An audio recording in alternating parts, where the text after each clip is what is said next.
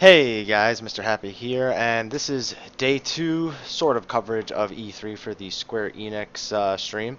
There wasn't really much information today. A lot of it was just showing off Lightning Returns and 1.5 and HD 10 and 10.2. So there's a few things I just want to talk about that have been kind of questions for the past couple of days that still pertain to the content that we've been getting at E3. As you all know, the beta is this Friday, and the first thing I want to talk about is the Ifrit Fight, because we don't know if this is going to be available in the beta, so I figure I might as well cover that first before I get into the more important stuff. Um, Players who were playing it for the most part, I wouldn't say they weren't very good, but they seemed very uninformed. Apparently, a lot of people had problems with that fight in terms of just killing the nail. It was something that a lot of the press and gaming companies that were there just couldn't seem to grasp, that the nail in the middle needed to be killed. I don't think there's any reason for the game to say, "Hey, kill this," but it's pretty much MMO 101 that when something spawns, most of the time you want to kill it. And I guess they found out the hard way that it causes Hellfire to be insta kill. Other than that, the fight was a level 30 version, and it was tuned for 8 people specifically for this event. In the normal game, it will be tuned for 4 people, so it's not too great of a representation of how the fight will be, but I can imagine the fight will be about that same difficulty. Not really too hard, 1 tank, 2 DPS, 1 healer, and I can't imagine it being much more difficult than it appeared there. One thing I want to talk about, though, is that there still appeared to be some sort of latency when it came to the game. People were standing outside of eruptions and they were still getting hit by them. And originally I thought this was because maybe the data centers were located over in Japan. But there's no real confirmation of that, so I'm leaning more towards that the ability hits when the casting bar is completed as opposed to when the animation goes off. So when the casting bar finished, they had been hit by it according to the server, but it took until the animation went off for them to take the damage. A little bit awkward. Square Enix should probably make it so that when the casting bar finishes, the animation finishes subsequently, consecutively at the same time. And hopefully coming into the future, when we get to test it and we see for sure if that is the case, that we can report back on it. We can get them to fix that for Phase 4 or launch.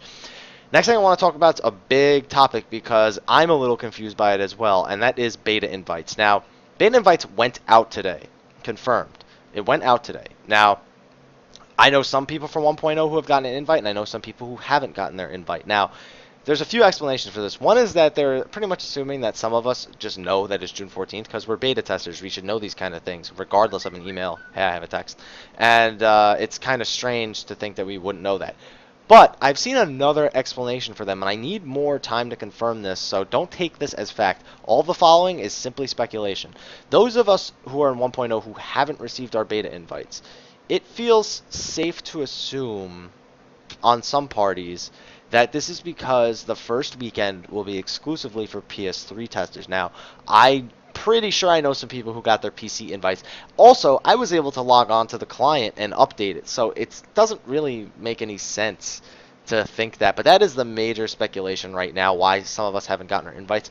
But who knows? There could be any number of reasons for it. I will let you know as soon as I find out. Until then, just be on the lookout. Invites will go out weekly to new people, so don't be discouraged if you didn't get in right now, and especially if you're a 1.0 person and you didn't get it. Now, the final thing I want to talk about is the trailer, the Crystal Call trailer, because a lot of people have been asking me what I think, what I saw, and honestly, I didn't see too much I didn't already know. I just got to put some names to those things.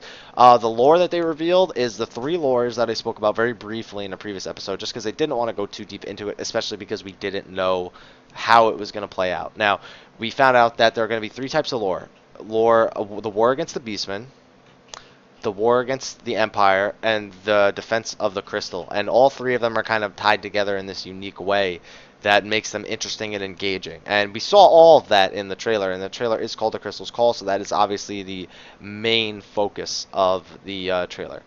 Now, other than that, we got to see the buddy system really quick. We got to see all 3 types of chocobos you can have as your buddy. One that was healing a paladin or a gladiator, one that was did like a shield tank around him, and one that did like a kick for an offensive move. So that's nice. We just got to see a little bit more of what we can expect a chocobo to look like while it's fighting.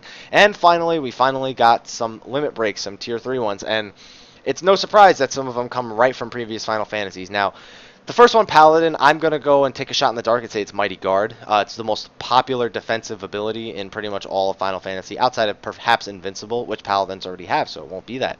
And basically, it's a giant, massive defense and magic defense increase, and it's a really safe ability. It'll definitely be one of the more used limit breaks in the future. Now, What else did I saw? I saw Final Heaven come from Monks. That was Final Heaven straight out of Final Fantasy VII. That was Tifa's Limit Break, without a doubt. And then we saw that Dragoons have Omni Slash. Now, some people are complaining that Dragoons have Omni Slash. I personally don't care. I don't think it's going to be that one that gets utilized too often over the other ones unless it has some crazy like defense minus effect or something else. So, Dragoons have Omni Slash. I'm not going to comment about it for now. It is what it is. I think that the White Mage one wasn't Benediction. I think it was Aerith's, surprisingly. They seem to have taken a lot of them from Final Fantasy VII since that's what they were called, Limit Breaks. And then you have Meteo, which is not, it's not Meteor, it's level 3 Meteo. It's been said in an interview. And it is what it is. It's probably going to be for clearing out big AoE waves that like are kind of unexpectedly, overpowering. And other than that, we didn't learn too much about the limit breaks through the Ifrit fight, other than it increases really slowly at level 30, and it'll probably increase more quickly at max level. It's just, it didn't, the speed at which it increased was so minuscule, but it did increase enough for them to get a limit break available. So it was nice enough at that point that it was at least accessible as level 1. We will only have level 1 and level 2 limit breaks available in the beta, so we won't see much more of that.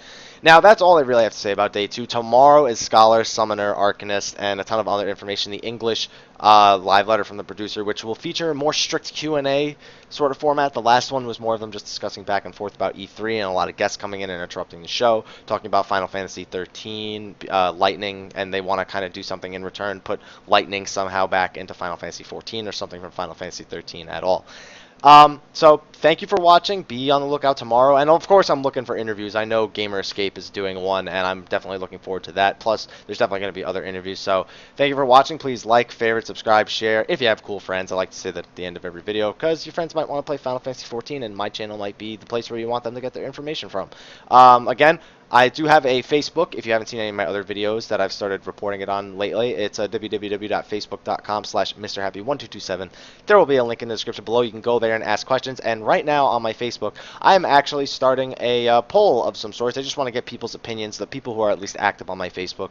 I want to know what they want me to play this weekend, because us Legacy players won't have access to our 1.0 characters. So I'm going to be playing a character from scratch. So what do you guys want me to play? What do you guys want me to report on? Obviously, I can't have audio or video, but what do you guys want me to play and report on? It doesn't even have to be a class. What starting city can influence my decision too? If a lot of people request Marauder and a lot of people want to see Limsa Lominsa, then it'll probably be Marauder.